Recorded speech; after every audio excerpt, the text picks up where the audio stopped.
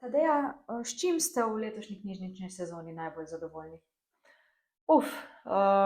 S samimi prireditvami in obiskom, s povečanjem števila članstva, tako da vse se povišuje, in člani, in obisk, in izposoja, tako da super.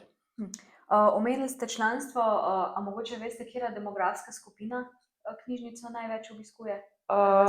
Obiskuje zdaj aktivnih članov imamo okrog 3000. To pomeni tisti člani, ki so v zadnjem letu obiskali knjižnico. Drugi se brišejo. In izmed teh je 1300 otrok, no. Do 15. leta. Kaj pa si največ sposojajo? Zdaj, če gremo statistično, je seveda domač branje. Ampak drugače pa bolj lahkotno branje, no. Sploh zdaj v tem cajtu polet. Drugače pa tudi kriminalke, kakšne psihološke knjige. Tako. Prirejate tudi prireditve v knjižnici, katere od teh, mogoče kakšna vrsta ali pa kakšne določene prireditve so pa najbolj obiskane? Zdaj, prireditve so različne, so res za vse različne skupine uporabnikov. Zdaj, če so literarni večeri, je seveda obisk tistih, ki jih pač ta zvrst zanima. Drugače pa še vedno najbolj privlačijo kakšni znani obrazi ali pa seveda lokalno poznani ljudje, no. Tako da tule pa obisk dosti večji, no.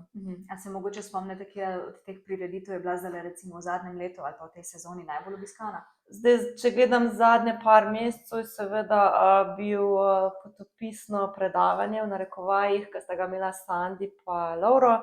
Tukaj je bilo tudi 200 obiskovalcev. Katere novosti pa pripravljate za naslednjo sezono?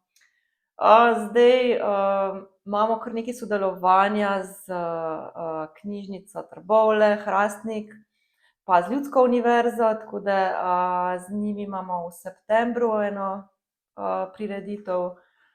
Pa seveda v septembru je še zaključek poletnega branja, to je novost od lani.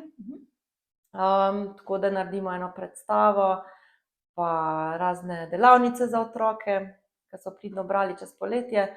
Pa so pa te pač, tako kot vsako leto, zbiramo take, ki bi bili zelo zanimivi pa aktualni, tako da privabijo čim več bralcev. Se pravi, omenili ste poletno branje, govorili smo že o tem, kaj se poleti najbolj bere.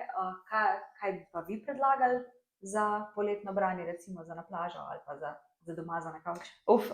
Glih zadnja knjiga, ki sem jo prebrala, je Gringo Loco, tako da priporočam.